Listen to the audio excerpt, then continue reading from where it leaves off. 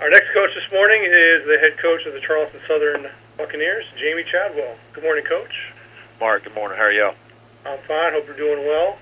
Bucks with the setback last week at Gardner-Webb, home in the regular season finale against Liberty for a chance to win the conference championship. A win by the Buccaneers gives CSU the Big South automatic bid. If you can open up and talk about the game at Gardner-Webb, and then give us your thoughts on Liberty, we'll go to questions. Well, it wasn't much really of a game there. We thoroughly got outplayed Saturday. I thought our defense played well enough, obviously, to win, forcing 2 turnovers, getting a pick 6. But our special teams and offense really let us down. I think Gardner-Webb, came in really and played with more passion and intensity than us for whatever reason. It seemed like every time we tried to get something going on offense, they were in our huddle. They knew exactly what we were doing, and just really took us out of what we tried to do, and did a good job coaching and scheming us and having a plan for our offense. And so really struggled there. Fortunately for us, we've done well enough throughout the year to put ourselves in a position to play for a conference championship here at our home place versus an outstanding team. Liberty's playing really well. And it's something a lot of people wouldn't think we'd have been in this position, and thankful to the good Lord above we put ourselves in here. We've earned the opportunity, and we'll be excited and be ready to play Saturday. Thank you, Coach. At this time, we'll take questions for Charleston Southern head coach Jamey Chadwell. To ask a question, please press *1 on your phone at any time, or click the Q&A link near the top of your browser and click Raise Hand if you join us via the web. Questions for CSU head coach Jamey Chadwell. And Coach, first question for you is from Chris Lang of the Lynchburg News and Advance. Morning, Jamey. How are you? I'm good, Chris. How are you today? Good. Thanks. You said people wouldn't have thought you guys would have been in this position. In your wildest dreams, did you think that you could have turned this thing this quickly to be in a position to play for a playoff berth in the final day of the season? No. And if anybody told you otherwise, they'd be lying to you. I felt like we had a solid team coming back that had a chip on their shoulder, something to prove, being 0-11 and then 5-6, just close to having a winning season. But I really didn't know what we were about, the type of character that we would display throughout this year. Because when you take over, you're in spring, you're in fall camp, you don't face a lot of adversity, and getting the first win versus Citadel obviously gave us a lot of momentum. But the way we've overcame some injuries to our starting quarterback, our best player on defense, some other injuries, I could have never predicted our guys would have handled it that way. And it's something special about this group of young men that I've inherited and that we brought in as well.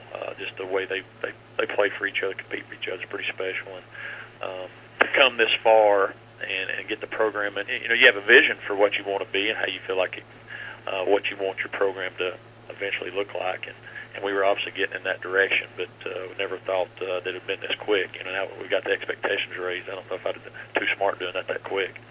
So, what's been so special about Reyes this year for you at running back? Well, one, he's obviously a good player. I think the thing that makes him good, at least running the ball, is he's got unbelievable balance and vision. He's not the fastest or the quickest, but he really sees cuts before they're happening. And when he gets there, he has great balance to run through some arm tackles, and so that on the football field makes him special. And then I think off of it, he's really mature. He's married. He's got a 1-year-old son, and he's real wise above his years. And when we got a lot of young guys, especially on offense, I mean we're playing mostly freshmen or sophomores on offense, and he's been more of that steady force, that steady voice, just to sort of relax guys and calm them. Even last week when we're not playing very well, just hey guys, move on. It was a hiccup. We'll be ready to go. He's just been that guy for us. And when we lost Malcolm, who was our leader on offense, there being a 4-year starter, it really picked up. Christian really picked up that leadership role, and he's paid more dividends off the field for us than he has on. And obviously he's been a great player on it.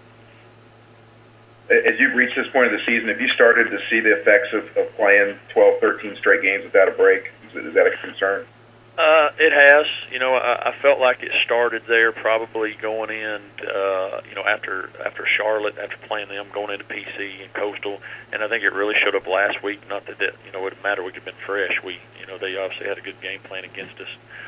But we got a tired team, when you play that much. But that's everybody at this time of the year is tired. We try not to use an excuse. We've really tried to shake up practices and shake up some things and limit some stuff to try to get our legs as fresh as possible.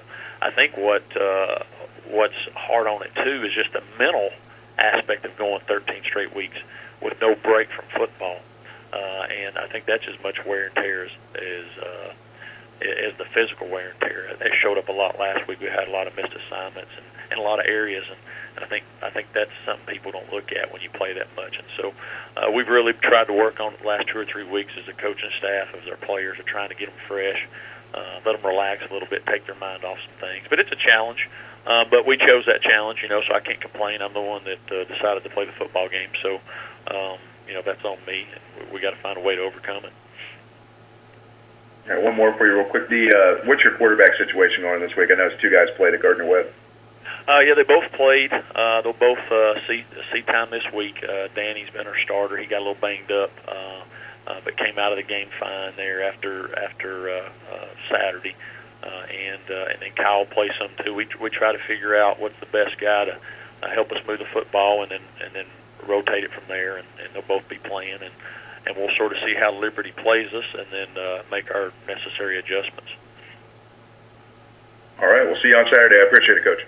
Hey, thank you very much. Thank you, Chris. And, Coach, we'll see if we have any more questions for you. Actually, I have a couple. One, I believe last week you announced that you'll be adding lights to Buccaneer Field. Just kind of talk about that, how that came about. And I know with the 11 a.m. start, will we see still a mixture of different game times? Well, yeah, we did announce that, and I think that's a big step for our program moving forward.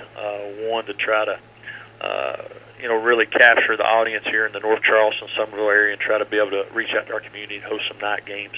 And then I think, too, it really shows the progress and the seriousness that we have about football here and what we want our program to become. That is something we talked about taking the Colorado game. We've got some plans of renovating the stadium, and lights was one of the first major ones.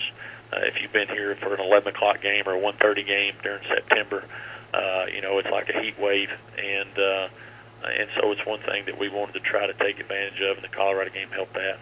And that's just going to benefit us in a lot of ways. I mentioned the community, but I think recruiting and playing night games, Thursday night games, possible TV games, hopefully down the road playoff games. So there's a lot of positives with that. I think you'll see with us getting lights, we'll probably go to some more night games at least early in September when we're battling the heat down here, and that'll give us some more ways to do some start times. So big plus for us and in our program, and very thankful for our seniors because told them straight up, hey, this Colorado trip's going to help do some things, and that was one of them, and thankful for them to sort of lay it on the line for that, to be able to help fund our renovations here. And my last question for you is about your seniors. Just talk a little bit about those from your senior class making their final regular season home game on Saturday. Well, this class, there's I think 13 going through, and this class has been through a lot of ups and downs.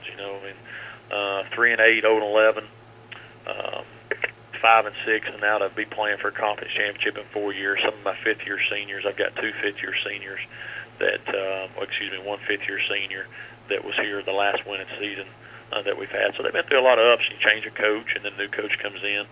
And they've seen some progress, though, and I think what I'll take from this crew is the way they've really bought in to our staff and the vision that we have for Charleston Southern football and the part that they wanted to play in it, and that they were so hungry to prove to people that, they're good football players, they could be a good team, and they did whatever it took to try to reach that. To see them benefit from that from this year, to see how well they've come and the respect that they've earned throughout, hopefully, throughout the country, but hopefully the conference and especially our state and our city here. Something special that they'll be able to, carry with them a long way. I know they've learned the lessons they need to from Charleston Southern, and off the football field, we've prepared them for life after football, but just what they've learned through being in the locker room and through being here pretty special. Hopefully we can end it on a right note and hoist a trophy on Saturday and watch a playoff bid on Sunday.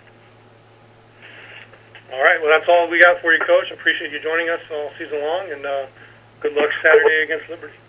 Appreciate you guys. Thank you very much. All right, thank you.